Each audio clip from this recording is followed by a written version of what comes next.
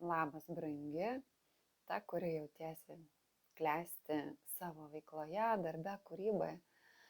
Tačiau santykiuose jautri tema, grįžus namo arba jaučiant tuštumą arba trūkumą arba šaltį, sąstingį, kažkokius užstrigimus, o gal kaip tik labai karštį, didelį tą prasme audras, emocijas, pykčius, irzulį, nepasitenkinimą. Tai yra, kai nesijauti laiminga šitoj srity savo meilę, savo kaip moters mylimosios, kaip žmonos srityje ir nesijauti laiminga. Ir šiandien aš noriu pakalbėti apie švelnų paleidimą, kurį mes dabar išgyvenam šitame laike kaip rudens laike. Ir tuo pačiu per tą prizmę tavo kaip moters gyvenimą, mūsų kaip moterų gyvenimus, kai tam tikrie dalykai, kurių mes jau nebenorime, kurie būtų, kurie atgyvena, kurie jauti, kad nebetinka, kai gal net nežinai, kaip kažkaip kitaip gali būti, bet jauti, kad nebetinka, nes taip kaip darėjai, negrįžti namo ir irzulys. Arba tu esi ta, kuri atsakinga už visą šeimą, vaikus, namus. Ne? Ir atrodo, tai yra ta vieta, kurioje tu labiausiai trokšti save išreikšti, kaip dalinti savo meilę, savo švelnumu, savo jautrumu. Tačiau nutinka taip, kad vyksta konfliktai. Arba toksai sulėdėjimas, sąstingis viduje. Arba tada konfliktai, kurie atrodo jau tas pats per tą patį ir atrodo jau pergalvoji, kaip kitaip galėtų būti. Galbūt ir knygą perskaitai, ir iš seminarų stovyklos grįžus. Ir matai, ir kai tik tai nutinka tos situacijos, įsijungia kažkas, kad tu tampi irzli, kabinėjasi prie vyro. Nors žinai, kad kažkada įsimylėjai tą žmogų. Ir realiai gal ir dabar galvoji, kad norėtum su to žmogum būti ir meilė dalytis. Bet nutinka taip, kad randi save nepatenkintą, nelaimingą, priekabiaujančią prie kažko. Galbūt ir net pradedi kilti baimės jausmas, ar jeigu taip toliau tęsis, ar šitas santykis išliks. Jeigu toliau taip elgsiuos, būsiu arba kontroliuojanti, arba vis ten biškai ką suirzli, pikta, arba tada jau iš iš mandagumo tyliu, kad tik nepaliesti kažkokių tai vietų, ne, kad vėl neįplieksti kažko tai, arba tiesiog tas žmogus yra geras ir net nesupranti, kodėl ta vieta skyla ir norisi nekabinėtis. Ir atrodo kaip sąmoninga moteris, ir kur tau puikiai sekasi darbe susidėlioti, susidaryti visą ir klestėti, o tačiau santykė kažkas tai užsisuka, kažkaip tai nesigauna. Nors tikrai prisimeni tą romantinį laiką su vyru, kai susitinkot abu tarpusavio trauką, kai jautė tą romantinį laiką ir dabar to ilgiesi. Ir to ilgėdamasi. Tai grįžkim prie šito laiko, rudens, prie paleidimo, kad iš tiesų visus tos dalykus, kurie vyksta, iš tiesų mes galime paleisti ir galime perkeisti. Tai kaip ruduo mūsų ateinantis, jis ateina toks gražus, ne, dar būna ir saulėtas, ir žydras dangus, ir jeigu geltoni lapai, fantastiško grožio būna dienos. Kai pradeda po truputį kristi lapai, gelsvi, rausvi, ir su rudeniu ir rudenėjant, kas nutinka, tai yra būna dienų, kai nukloja migla. Švelniai, o dabar irgi porą dienų buvo migla ir šiandien tokia diena apsiniaukusi, yra drėgmė. Tai yra dar su drėgmė. Tai jeigu iš pradžių krintantis lapai, jie net taip džiugėsi kelia, kai einam, spardo mane po kojam, traška, čiaža, ta aukso spalva tokia pripildanti viso tokio labai daug džiaugsmo. Ir paskui jie guli, tose miglose, rūkose, net lietaus galbūt net nėra, bet jie ką daro, jie minkštėja. Jie minkštėja po truputį tie, kurie ant žemės, tie, kurie medyje, dar likę šiek tiek laikosi jie prisidėrė drėgmė, sunkėja ir irgi gali net vėjo nebūti, švelniai, tyliai leidžiasi žemyn. Ir taip didžioji dauguma lapų ir nukrenta. Tai yra vieni labai su dideliu džiaugsmu, kai mes patys džiaugiamės to tokiu lengvumu, nuplasnoja, sukasi spiralėm, aštuoniukėm, nuostabaus grožio šokiai būna, jeigu žiūrėti tose lapuose. Po to yra tie, kur su drėgme, švelniai, tyliai nusileidžia iš to, kad prisisunkia drėgmės ir žemyn. Ir po to ateina vėjuota diena, va šiandien yra apsiniaukus ir jau šiek tiek vėjas didesnis, jau lapus nuo medžio nutraukia ir jie prisitraukia drėgmės, tai yra sunkesni ir nutraukia žemyn. Tam, kad medis pasiruoštų žiemai, nebe lapų, sniego laikui, tylos, ramybės, poilsio laikui. Ir pasiruoštų naujam sezonui, naujam žydėjimui, naujam žaliavimui, gausoje, visame tame. Lygiai tas pats mūsų gyvenimuose vyksta. Paleidimai gali būti tokie švelnus ir džiaugsmingi, kaip tie lapai, kaip pradžioj, rudens pradžioj krenta, šviečiant saulei, žydriam dangui su baltais debesimis. Gali būti tyliai ramiai, kaip per tą miglą. Ir žinoma, ir gali būti situacijos tam tikros mūsų vietos, kur reikia vėjo, audros, kur paimti ir šito dalyko jau nebereikia, tai yra baigėsi tam tikras etapas.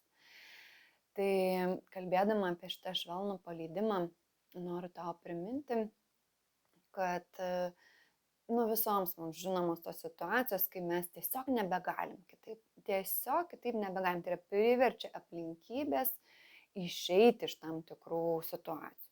Tai kai dirbu su klientėmis santykiuose, tai būna, pavyzdžiui, neištikimybė vyro. Viskas yra jau įvykę. Ten kažkokia skyrybos, jau kam įvykusios. Tai yra jau tada jau tikrai jau viskas yra aišku, kad aš judu krūtu ir toksai, kaip tas lapo nuplėšimas, toksai stiprus dalykas. Arba kažkokie dalykai, kurie kaupėsi ir jau atrodo ir taip, ir jau nebegali. Tai čia yra tos jau audrų paleidimas. Tačiau tu būdama jautri, tu gali jausti, kada yra jau artėja ir nelaukti tų įvykių, audrų, situacijų. Bet jauti, kad tas irzulys ateina, jauti, kad atsikartoja situacijos, jauti, kad nesi laiminga ir žinai, kad tu gali būti, tu prisimeni, kad tu buvai laiminga, prisimeni, kai tu jautei save, savo kūną, arba tą romantinį ryšį su savo vyru. Ir tas yra. Ir tie visokie dalykai, kurie jau krepžda, jau pradeda kauptis, jie gali būti paleisti su švelnumu. Tai yra su švelnumu, su ramumu, tai kai tavo gauna dėmesį, tavo sąmonės dėmesį ir kai gali tiesiog priimti sprendimus, kad aš taip nebenoriu, aš noriu kitaip. Ir aš galiu pasirinkti, ir tu gali pasirinkti. Ir šitoje vietoje aš tam pasidalinu noriu pasidalinti savo šviežiausią praėjusių metų istoriją, mano pačios kelionė į spindintį moteriškumą, kai aš turėjau labai stiprų ketinimą būtent dalintis su tavimi ir su tokiamis moterimis kaip tu apie santykius, kad padėti sugrįžti tą ir mėgautis malonumu, aistra, pagarba, nesvarbu kiek metų santykyje. Tai aš pati šiuo metu su 44 metų, 23 metus esam santuokoje su vyru, 26 drauge ir mūsų kelionėje visko buvo. Ir ta, kur jeigu seki mane 12 ar daugiau metų, tikrai žinai mano istorijos visokius kalniukus, nuokalnes, žinai apie tai, kaip negalėjau vaikų susilaukti, kaip moteriškumo turėjau iššūkių, kaip nepriėmiau savo, kaip dalinausi, vedžiau moteris per spalvotą sielos terapiją, gal iš ten mane žinai, gal per moters ciklo dovanas, cikliškumą, įsčių palaiminimus, tuomet per ryšį su savo kūnu, su savo moteriškumu, kai padėjau daugybė moterų nesusijungtis per kūno judesio sakralią praktiką ar per kur kitur, tačiau paskutiniai metai, keleri metai labai aiškiai grinosi kelias, va tai, ką aš dabar dalinuosi, apie spindinti moteriškumą, apie vyrias santykių situacijas, kaip aš iki to priejau. Tai nutiko taip, kad čia dabar yra mano darbinė erdvė, tačiau iš to erdvėje mes gyvename su šeima kurį laiką ir priimdama čia savo klientės, jos sutikdavo mano šeimą, vaikus, vyrą. Aš, kai buvo maži vaikai, važiuodavau į renginius su savo trečiuoju vaiku, kurį žindžiau tuo metu, tai reiškia, matydavo moterį šalia manęs atlydinti mano vyrą, vaikus. Ir mano klientės, mano rate esančios moteris pradėjo klausinėti įvairių dalykų. O kaip tas pas tave, o kaip tie dalykai, anie dalykai. Ir man buvo tokie savaime suprantami dalykai. Ir aš pradėjau irgi klausti moterų stovyklose, seminaruose, visur, kur sutikim, o kaip jūsų santykiuose. Ir pradėjau matyti, kad yra kitaip negu mūsų santykė. Tai yra daug dalykų, kurie yra mudviejų su vyru santykė, jie labai natūraliai kilo arba per tas patirtis, kurias mes praėjom, jie atsivėrė ir tokie labai natūralūs. Nereikėjo būtent santykius ir ties nereikėjo man mokytis, studijuoti ar kažkur. Tai yra, jeigu aš kitose srityse eidavau mokytis, ir pas savo mokytus, tai šitoje srityje buvo kaip ir savaime suprantama. Ir tai buvo mažiausia ta sritis, kurią aš kaip konkrečiai kalbėdavau, nes atrodo, kad tai visi gyvena santykiuose visos ir nėra čia apie ką kalbėti. Tačiau, kai pradėjom, taip jos pradėdavo manęs klausti, aš nesuprasdavau net, kodėl klausti, nes tokie savaime suprantami dalykai. Ir aš pradėjau tyrinėti, o kaip yra kitur. Ir tada pamačiau tą skirtumą, kaip gyvename mes ir kaip gyvena kitos poros ir kaip kokie dalykai nutinka. Ir atsirado moteris, kurios prašydavo vesti po skyrybų ar santykių krizėse padėti joms pereiti. Tai tuo metu tas būdavo laikas, aišku, aš naudosiu visą savo patirtim klientų vedimo, visą aurosomos, per mandalo šokio praktiką ir visas per daugelį metų, 12 ar daugiau metų, ką aš dirbu pati su savim ir savo klientėm. Ir aš tada sakydavau, kad aš kaip ir nesispecializuoju, bet tikrai turiu viso to bagažo ir galim. Ir tokiu būdu pradėjau jungti, kas ateina iš mano pačios, kaip santykių, tada matau kaip klientėm ir iš viso to bagažo, kurį pati mokydamasi sukaupiau kaip žmonių vedimo, moterų vedimo į save, į savo savastį. Ir visą tai sujungus, aš tai keliavau. Ir vieną dieną prieš 2,5 metų aš panorau, kad tai taptų paslauga mano. Kaip ir pasiūlymų, ne tik tos, kurios pajaučia kažkaip ir pačios kreipiasi. Ir parašiau anglų kalbą, savo anglakalbiai bendruomeniai pirmiausia, paskui adaptavau labai tokį kvietimą, kad dalintis su lietuviškai mano šalies moterimis. Ir pradėjau labai taip nuosekliai viską prašyti, tai yra visa, ką pati gyvenau, patyriau ir tyrinėjau tos skirtumus klienčių ir kaip taikiau, kaip veikia jom, kai mes įdedam ir į jų gyvenimą. Visą tą aprašyti, sudėlioti žingsnius ir kad galėčiau taip sakyti, štai, brangios, aš jūs vedu per tokius štai žingsnius ir kviečiu štai tokią transformaciją su tokiu šitu. Tai visą tą dėlioju ir man bedėliojant gyvenimas pateikė dar vieną situaciją man pačiai, kai visą tai, ką dabar kalbu, šiais metais dėliojausi savo raštu, man pateikė situaciją mano pačios santykiuose su mano mylimu vyru, su kuriuo tuo metu 22 metus draugė buvom, situaciją, mums išbandymą ir tarsi buvo klausima, Aiste, ar tu pritaikysi visą tai, ką tu kalbi savo klientėm? Ar tu ir nuosekliai kiekvieną žingsnelį perėjau pati dar kartą. Tai yra turėjom situacijų, kurios buvo anksčiau ir praeitos ir atrodo viskas. O čia turėjau vėl iš naujo. Tai yra buvau patekusi tą situaciją, kai aš vėl pradėjau kabinėtis prie savo vyro.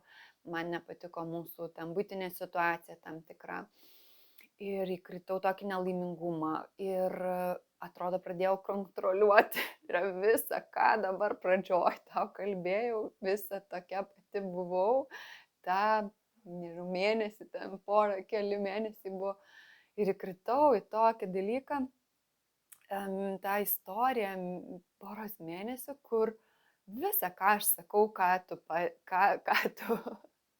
tu atpažintum save, visą tą patyriau. Tai kai aš sakau tau, tai žinok, brangi, aš visą tą pati perėjau. Ir tai kad perėjau per tuos prieš tai 22 metus visokiausių patirčių, tai yra viena. Bet kai aš sudėliojau ir manęs tarsi tikrintų visą tą, ar tikrai tu atsakai už kiekvieną žodį, kurį tu sudėjai, nes aš dėjau čia ne iš knygų, o iš gyvenimo ir iš tų savo patirčių, tai reiškia per save. Ir kiekvieną žodį, kurį sakau savo klientėm, turėjau patvirtinti savo veiksmais, savo pasirinkimais, savo būsenų keitimu. Ir kiekvieną žodelį turėjau padaryti iš tos nelaimingos, kai mes atsidūriau tokios sąlygose, kokiose nenoriu, bet pati kaip ir žinojau, bet kažkur nutilėjau, kažkur ne. Kabinėjausi, kažkur buvau irzli. Aš dabar pasakoju juokinga, bet tuo metu, kai ten būna, mums nebūna juokinga. Tai visą tą praėjau ir iš tikrųjų buvo tokių situacijų, kur mes tikrai konfliktai eidom ir jis niekur neveda. Ir tuos ratus, kuriuos tau pasakoju, mes patekdavom į tuos ratus. Ir tuo pačiu mes turėjom 2 namus, kai mes galėjom, tiesiog visą tą patikė, turi 2 namus, kur galit gyventi, turit didelį nesutarimą ir ten tokią trinti tarpusavę, nepasitenkinimą, tokį dar nuovargį ant viso to ir visokių daug dalykų, ir vaikų situacijos tada visokios situacijos. Iškrito kažkas vienam, kažkas antram, kažkas trečiam ir tame tarpe mūdu dar. Tai žodžiu, toks intensyvus tas laikas buvo tų patirčių ir buvo viena akimirka, galvoju, aš apie santykius gal jau net ir nebenoriu pasakoti, aš toliau keliauju per cikliškumą moters, per mėnesines, per ritmą, darau judesio praktiką ir viskas. Apie santykius aš nekalbėsiu. Tikrai buvo tokia akimirka, kad galbūt aš jau nebenoriu šitos temos. Ir tikrai praėjau visą tai. Ir ta, ką sakau apie švelnų paleidimą, jis gali būti švelnus. Apie tai, ką sakau, kad gali išeiti iš kontroliavimo ir reguliavimo. Tai praėjau, kai sakau, kad gali iš to nutilėjimo praeiti, iš to nelaimingumo išeiti taip, iš nuovargio taip, iš tų konfliktų, kurie sukasi. Ir atitolimas, ir kur netgi atrodo, kad tas žmogus gal net ir nebetraukia jau manęs. Visą tą taip koncentruotai turėjau patirti ir čia pataikyti visas praktikas, kurias sudėjau ne savo mentorystės programoje, per kurią vedu privačias klientės ir dabar atvėriau duris grupiniai mentorystiai. Per visą tą praėjau kiekvieną žingsnelį pati. Kiekvieną žingsnelį. Ir tai buvo sunku ir nelengva, tuo labiau, kad aš ketinau vesti klientes. Ir tai toks stiprus išbandymas buvo, kur patvirtinti turėjau savo veiksmais, realiais vėl 23 santuokos metai. Taip, ar tai galima būti? Buvo akimirkų, atrodo, gal tikrai nebegalima. Bet kai padariau visus tos žingsnius, kuriuos surašiau ir kuriais dalinuosi, brangi, grįžo šiluma, grįžo artumas, grįžo meilė, grįžo vienas kito palaikymas, grįžo vienas kito girdėjimas, grįžo, kad aš pati išgirsta, grįžo tai, kad aš su meilė galiu savo mylimąją žiūrėti. Kai susitvarkė ryšys tarp mūdviejų, susitvarkė visi reikalai su vaikais, tai yra kokios iškilo. Ir tai, ką kartodavau klientė mane, kad kai ateidavo jos dėl ryšių, kad kažkas su vaikais, o aš ten klausiu, kaip su vyru. Jos sakydavo, kodėl čia vyras, jeigu aš dėl vaikų atėjau.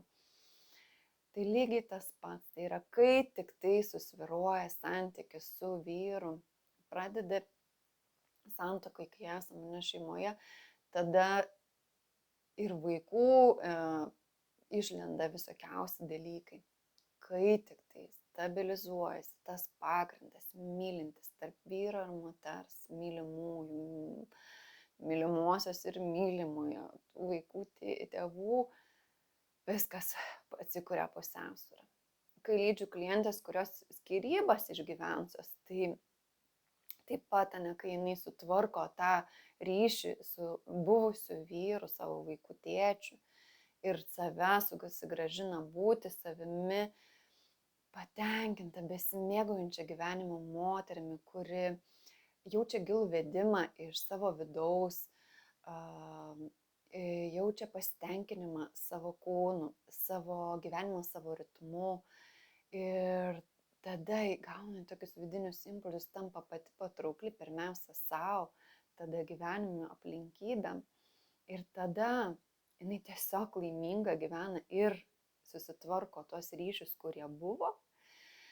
Ir kitas dalykas, jinai tampa patraukli galimybėm sutikti mylimąją arba tiesiog būti, nebūti trūkume, o būti gausoje, būti meilėje, kurios esi pilna. Ir tada vėlgi dėliojasi visai kitaip ir santykiai su vaikais, ir su vaikų tėčiu, ne, buvusiu vyru. Ir toliau tai dėl to aš kai kalbu va tai, kurie esi santuokoje, ne, ir galbūt ta, kurie esi po skyrybų, nes, na, turėjai tų situacijų, kurios privedė ne prie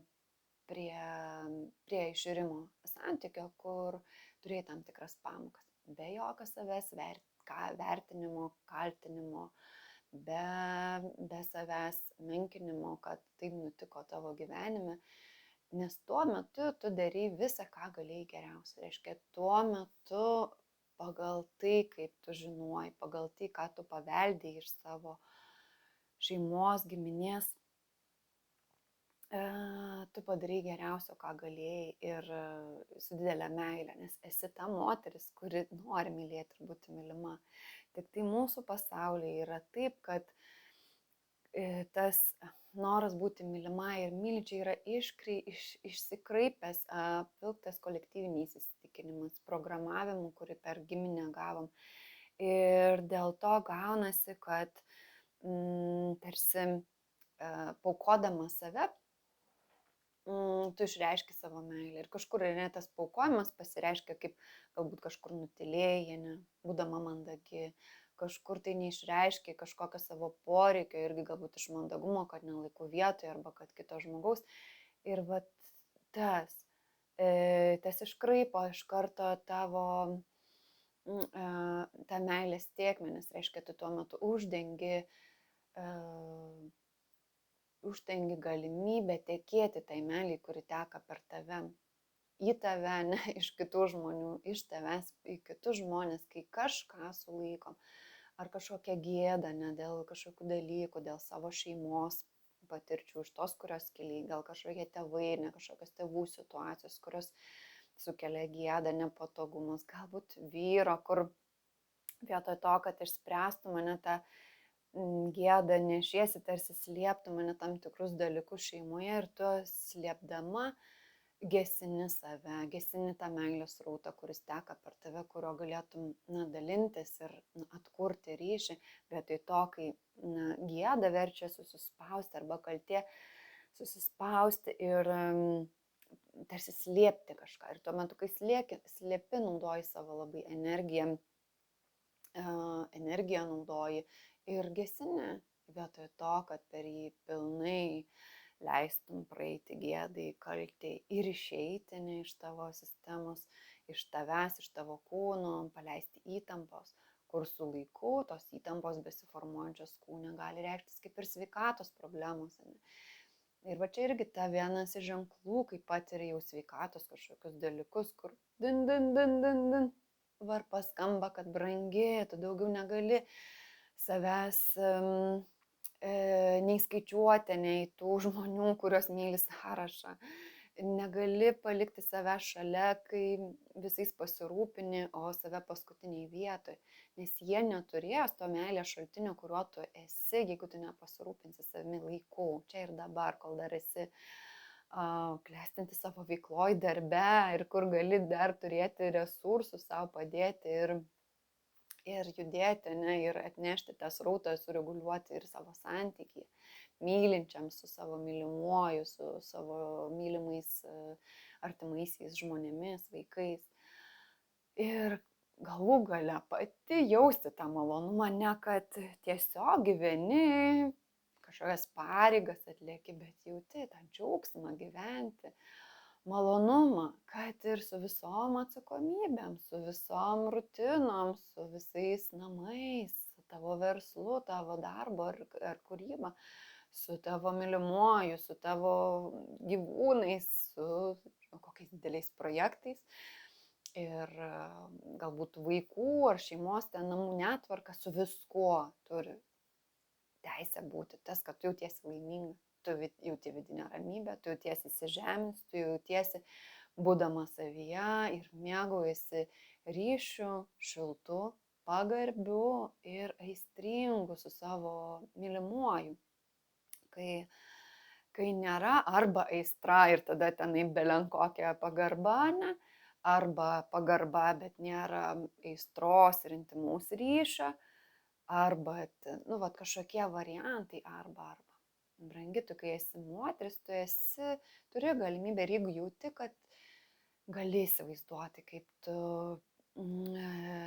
mėgaujasi tuo buvimu, bendravimu su savo mylimu, kai tave jautiesi išgirsta, kai gera klausyti savo mylimą, kai palaikote vienas kitą, kaip gera prisiliesti viens prie kito ir jauti trauką, įtraukia abipusę trauką viens prie kito. Kai intimumas, seksualumas, kai miegamajame jūs norit susilieti kūnais, sielomis ir protais į vieną patirti tą artumą visais lygiais ir bendraujant, ir kuriant namus, šeimą, ir mylintis, ir kad jaustumėsi saugi, išreikšdama save, savo tiesą, kad jaustumėsi saugi, turėdama kūnišką ryšį, tokį pagarbų, sakralų, švelnų arba laukinį, tačiau labai tyrą, natūralų, kaip pati gamta. Tai visą tą, ir visą tai mes keliaujam dabar atvėrusios duris grupiniai mentorystiai, intimiai moterų grupiai, saujeliai moterų, kur kelios nekeliausim, pradėdamos lapkričio mėnesį per visus tuos etapus, kad paleidžiant visą tai, kas buvo, kas sena, kas prikaupta, kas slegia tave, kur įtampos tavo prote, tavo širdį, tavo kūne, kurias gali nusimesti, paleisti, kaip tuos lapus, su upelio tekme, galbūt su to švelniu lietumi, o gal su stipriu vėjo gūsiu. Paleisti nuo savęs, paleisti ir atsiverti tuom, kuom tu esi, nes tau kažko tapti netenka, programai, kurioje vedu, moteris netampa kažkuo kitu, nei tik kad savimi, kokia jinai yra, bet nusimesdama tai, kas ji nėra, nusimesdama įtampas, nusimesdama programavimą, senus įsitikinimus ir atverdama tą savo tikrumą. Tuo pačiu augindama savo jėgą, kuri yra kiekvienoje moteriai, vidinė jėga, vidinė išmintis, kuri padeda puoselėti tą jautrumą kaip tavo didžiausią dovaną ir meilę, kurią tu daliniesi su pasauliu. Ir per tuos žingsnius aš vedu, kad atverti, atsiminti, kas tu esi ir leisti savo pilnai būti ir vėl spindėti, būti spindinčia. Ir saulė kaip tik šiuo atveju išlindo, kai kalba, būti spindinčia, tiesiog šviesti tuo, kuo esi, kad nereiktų susimažinti arba kažkur tai tada reikalauti savo kažko, tai nebe tiesiog tokiam ramiam buvime savimi, bet tuo pačiu spindėti, va tuo, kai nereikia nieko įrodinėti, o tiesiog būti, mėgautis savimi, savo gyvenimu ir tais mylinčiais, pagarbiais, aistringais santykiais su tavo mylimuoju. Brangiai, jeigu tau rezonuoja, kviečiu rasti paraišką ir patyrinėti, kaip mes derame drauge ir daugiau galbūt turėsi klausimų ir norėdama prisijungti programą, užpildyki paraišką arba tiesiog parašyki man žinutę ir susisieksiu su tavimi, kad galėtume pasikalbėti, patyrinėti, kokioje vietoje tu esi, tavo santykių, tavo moteriškumo situacijai, visiškai neįpareigojančiam pokalbiui. Ir toliau, jeigu derame drauge, pasidalinsiu, kaip prisijungti prie šitos grupinės mentorystės programos, kurią startuojame jau, moteris renkasi ir jau startuojam lapkričio mėnesį. Brangisinčiu tau daug meilės ir šitų saulės spindulių, kurie dabar išlindo per mano langą ir geriausi tau linkėjimai. Iki.